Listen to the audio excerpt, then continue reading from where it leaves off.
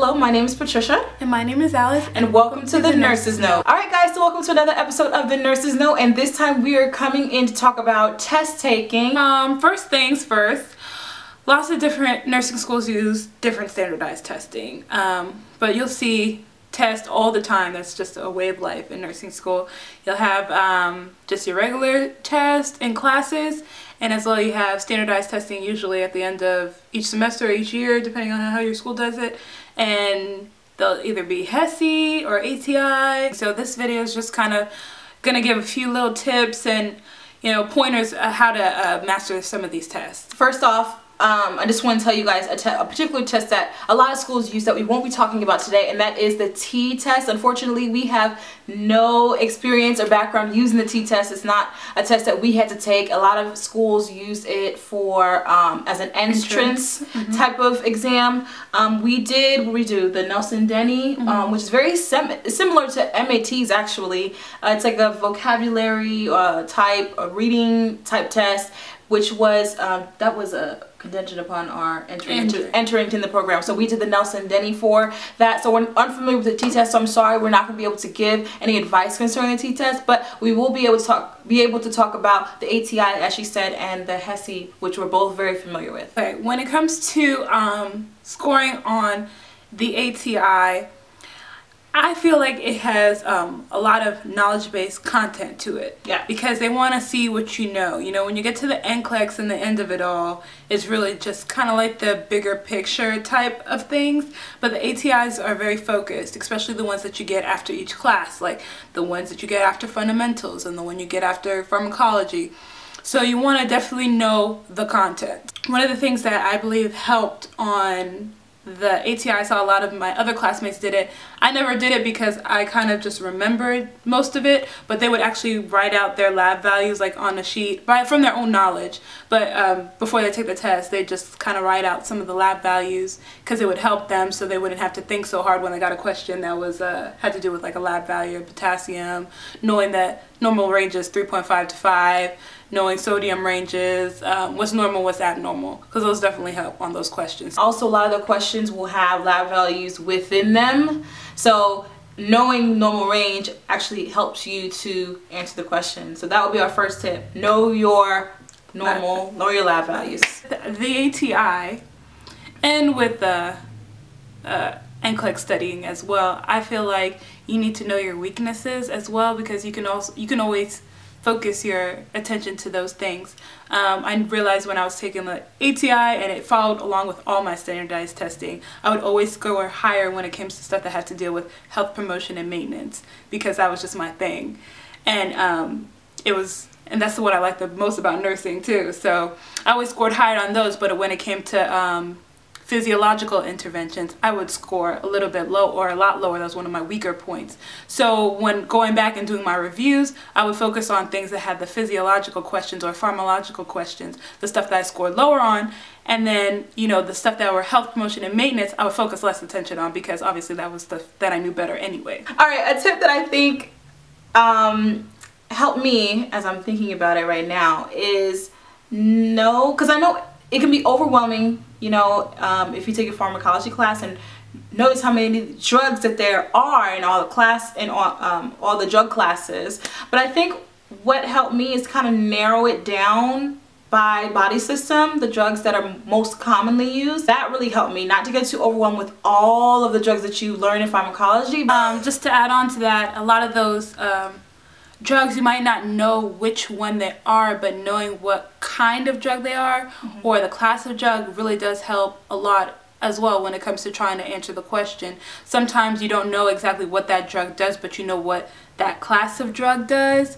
So it kind of will better help you find the answer to whatever the question is asking. The suffixes? Yeah, knowing the endings of the drugs, knowing, your benzos, or knowing your the lols, the prils. Yeah, the drugs that have the same endings usually are in the same class, and they usually do the same thing. So knowing at least one drug and its suffix can help all the other drugs of that same class and that same suffix. Also, with a lot of these questions, I think as you see it more on the HESI, I mean, they do have prioritization questions on the ATI as well, but on the HESI, it's a lot of prioritization, and then it's also loaded content. So you have to really, really come into it knowing your stuff. But as well, with the prioritization, you got to know what is the best answer, because you'll go in the HESI and there'll be one answer that you could probably throw out automatically. There'll be 3 answers that look right. Right. So you really got to prioritize and figure out what is the best answer. And I think that's the hardest part about being a nurse. Right. And what helped me with those prioritization questions is see if you can sort of play out the scenario in your mind and find out what is the most important thing out of all 3 of those things. Which one, if you didn't do, it would really impact the situation. That helped me to help play out the scenario in my mind. If I come up and someone's on the ground, what is the first thing, what is the most important thing for me to do at this point? All right, one thing that tripped me up is like you would always see on these tests, call the doctor. And you know, in your mind as a nurse, you know that not everything is under your scope of practice. You're like, oh my gosh, I have to call the doctor. Yeah, you probably are, but is that what you're gonna do first? No, it's not. No, it's not, because if you're calling the doctor, that kind of translates in the nursing world, you're doing nothing. You're not handling the situation. And play it out. If there's a patient on the ground, you're like, oh, he's not breathing. Let me leave this patient on the ground. Let me call the doctor. Go call the doctor. It doesn't make sense. Playing it out in your mind, that can help you prioritize, because some of these questions, you know, are book content based, but then you also gotta just think about it. What would you really do? One thing that helped me with at least HESI, not so much with ATI, is first of all, read the question. That's important. Read the question and try to understand what the question is saying. But I always would read through each answer one time and then write down what I automatically think it is on the side. And then go through the question again and then go through each answer. Just doing a a small analyzation of all the answers and see if I still think that answer is correct or if I want to pick another one and why. You know, they say that there's something called the nursing intuition. Yeah. And it's real. It's not a myth. You know, you go through these classes and you learn, they mold you to really think like a nurse. So by the end of it all, you really should start really getting that, just knowing automatically what to do. And usually your gut is usually right. Almost always. Yeah.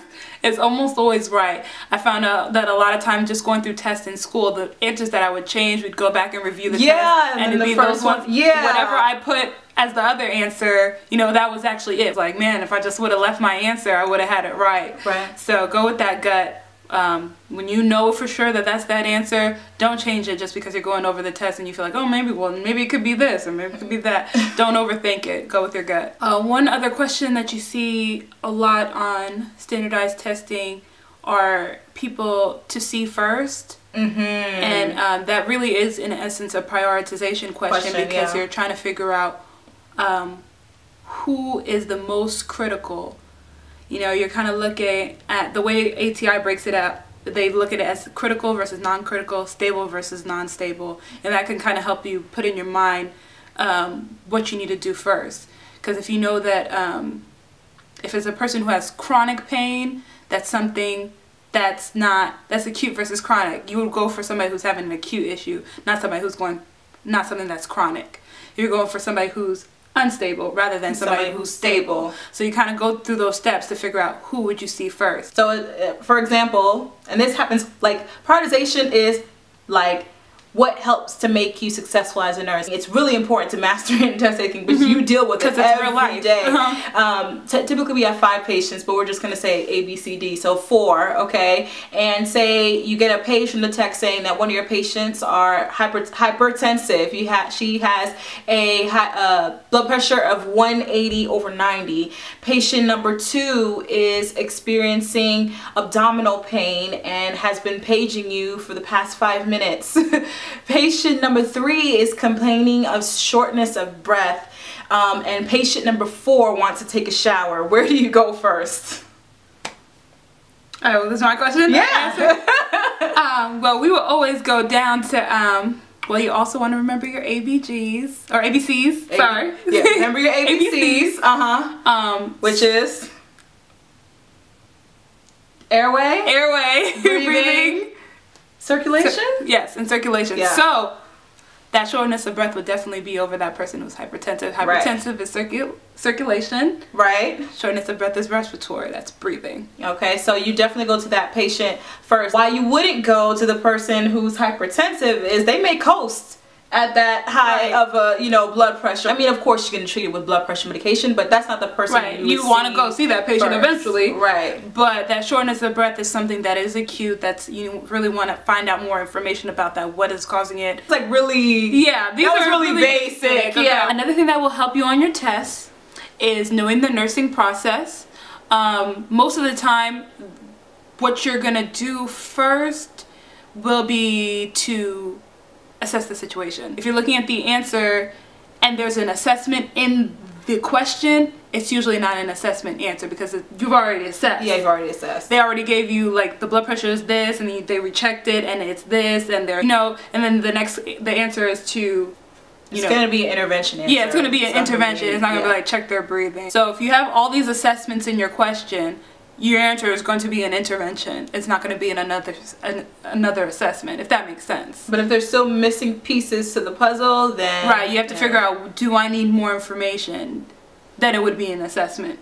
Right, answer. So if you walk into a room and you say your patient's name, for example, just make the practical, and you don't get a response, you don't automatically call a code because, you know what I'm saying? You have to further assess the situation. Right, take their blood pressure, find out what their blood pressure is. You know what I'm saying? See what their oxygen level is. Sternal rub them and see if they wake up. You know what I mean? And it could be just they were sleeping hard, but then you call the code, you got all these doctors in the room, they're about to, like, you know, CPR or whatever, just because you didn't fully assess the situation. So knowing whether knowing whether an answer would need to be an assessment or an intervention, that would definitely help you on some of these tests. Especially the HESI. How about those, like, those psych questions? Like maybe on their psych ATI or their psych HESI.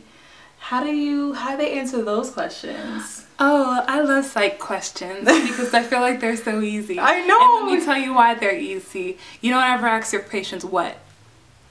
Or why do you feel like da da da da da? If it says what da da da or why, it's usually wrong. It's because why is aggressive. Yeah, it's aggressive, and then what usually is kind of just judgmental. Yeah, it's like what were you thinking? Yeah, like, you don't use that. You know, the answer is usually something that is inviting the patient to elaborate on what they're saying. So if it says tell me more about blah blah blah, it's usually the right answer. Or your patient is aggressive and, you know, it is acting crazy or doing whatever, the answer might be you feel frightened by what's going on. Restating the emotion felt. Right. What they already have expressed to you by their actions. Those are what a lot of the psych questions do, and because the goal is never really to counsel the way we perceive it, or to give advice the way we perceive it. It's to bring the patient to self-actualization, which is basically get them to keep talking until they figure it out on their own. Right. So if they have a patient that's saying that they're just lost their mother and they're crying, and then when the answer is like, don't cry, it's going to be okay. No. That's the wrong answer.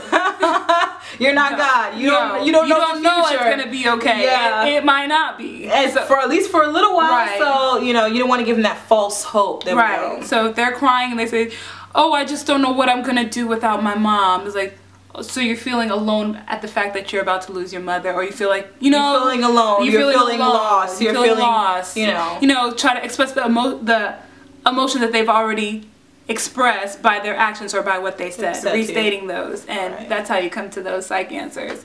So once you can kind of get those in your mind, they'll come naturally to you. And like we said earlier, know your drugs associated with psych, the most common ones used to, that'll help you answer those psych questions. Or no, what's good to know for psych pharmacology especially is how psych drugs affect the patient. There's a lot of questions like that. Know how those drugs affect their body, and you know, some of them have a really flat affect because of how certain drugs affect them. So that's also something good to know with psych. The MAOIs. Yes. There's certain foods that are associated with that you can't eat while on and certain drugs that interact with them. So you definitely need to know what those are. One thing else that you need to master for your test, because you'll see them on your ATI and you also see them on your HESI, is knowing your math. and your drug calculations. Yes! Oh my gosh, how do we not talk about that? Those are very easy questions to get right. They're easy. If you know your dimensional analysis, or if that's not how you do it and you have another way of getting to the correct answer, then do that way. But as long as you get those answers right, those are easy ways to get extra questions right. Because please know your drug calc. You'll have those questions on your test, a number of them. Thank you so much for tuning into this video, guys. I think that's really all that, because I mean, we don't like to write out too many things, you know, we talk about it a little bit before we record, but we kind of like just like the stuff to come off the top of the dome. So hopefully we said something that'll be helpful for you guys. If you guys have any further questions, hit us up at thenursesnote@gmail.com, or hit us up in the comment section down below and let us know what you guys want to see next on the Nurses Note. Thank you so much for tuning into this video. As always, we will see you guys next time in another video. Also, our social media network links will be down below: Instagram, Twitter, Facebook. We'll be looking forward to see you guys over there as well. Thank you for tuning into this video, and we'll see you guys next time in another one. And as always, God bless.